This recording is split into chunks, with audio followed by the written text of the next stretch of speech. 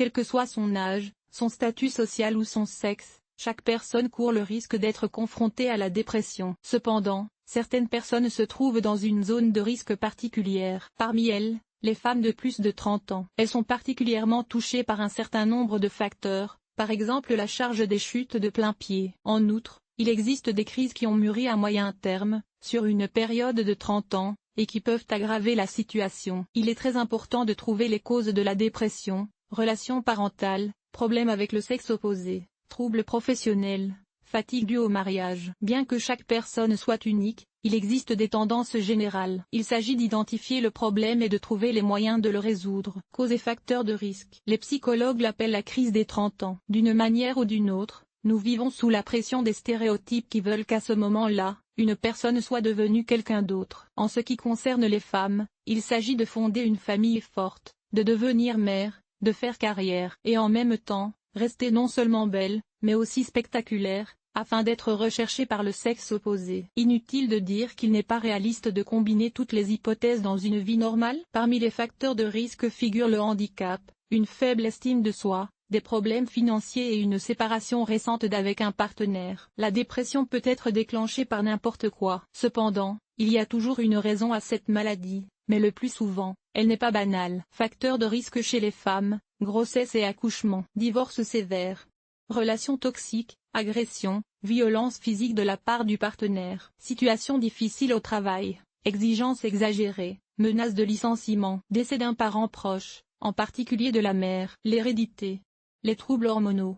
Type de maladie. Il existe plusieurs approches scientifiques de la classification des maladies. Celle qui est généralement acceptée consiste à diviser la dépression en 3 catégories: réactive, mineure, psychotique, somatique, chronique, etc. Ces distinctions sont importantes pour les professionnels et moins fondamentales pour les patients. Après l'âge de 30 ans, les femmes peuvent souffrir de toutes sortes de dépression, mais le postpartum est presque toujours dominant. C'est surtout au cours des premiers mois de la vie que l'enfant et sa culture sont soumis à un stress important. Le contexte hormonal affecte inévitablement le psychisme. La dépression psychogène est souvent détectée, il s'agit d'une réaction à un stress important. N'essayez pas de vous diagnostiquer vous-même, car il est difficile pour les non-spécialistes de distinguer une espèce d'une autre. Les signes.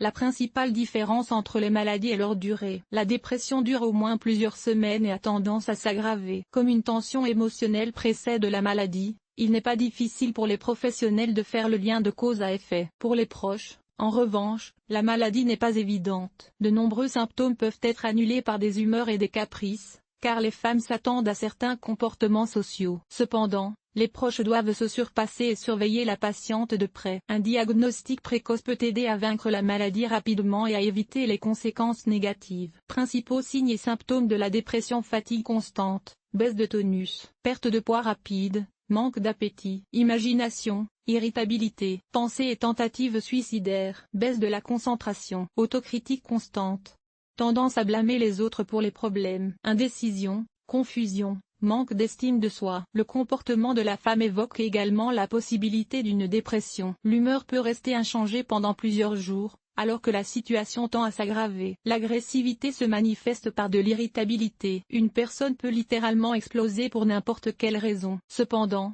les symptômes peuvent être inversés. Une répugnance totale à s'occuper d'elle-même, l'indifférence, la paresse, le laisser-aller. La personne déprimée peut cesser de surveiller son hygiène et son alimentation est perturbée. Certaines mangent de manière incontrôlée, d'autres jettent carrément la nourriture. Aspect important, les symptômes ont tendance à s'accumuler et à s'aggraver. Si le travail individuel avec un médecin est suffisant dans les premiers stades de la dépression, un traitement hospitalier et médicamenteux est inévitable par la suite. Pouvez-vous vous débrouiller seul ou avez-vous besoin d'un spécialiste? Un médecin est nécessaire pour 2 objectifs principaux: le diagnostic et le traitement. Les troubles psychologiques peuvent être plus difficiles à identifier que d'autres maladies. Il ne suffit pas de passer un test, il faut décrire les symptômes. Il est donc nécessaire de consulter au moins un médecin pour établir un diagnostic. 4 raisons de contacter un spécialiste. Diagnostic approfondi du patient. Prendre des mesures immédiates pour le traitement. Responsabilité du médecin.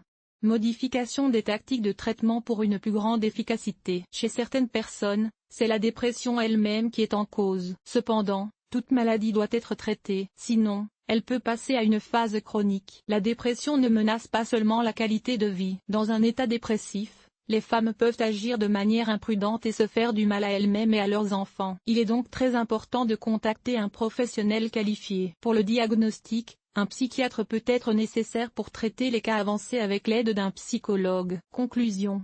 Après 30 ans, les femmes sont plus sujettes à la dépression que les hommes. Les causes de la maladie sont multiples, de la mort de personnes intimes à la grossesse et à l'accouchement. Cette maladie doit être traitée avec beaucoup d'attention par la femme et sa famille au cours de la seconde moitié de la vie. Pour dissiper les doutes et poser le bon diagnostic, il faut absolument contacter un spécialiste. Absolument tout le monde est à risque, les femmes au foyer, les mères qui travaillent, les statuts, les femmes en cours de formation. Il est important de comprendre. Il n'y a pas de honte à être malade. Cela arrive à tout le monde. Cependant, si vous commencez votre maladie, elle peut s'intensifier et se transformer en un problème grave. L'article vous a-t-il aidé? Évaluation, 5.5. 5.5. Évaluation, 1.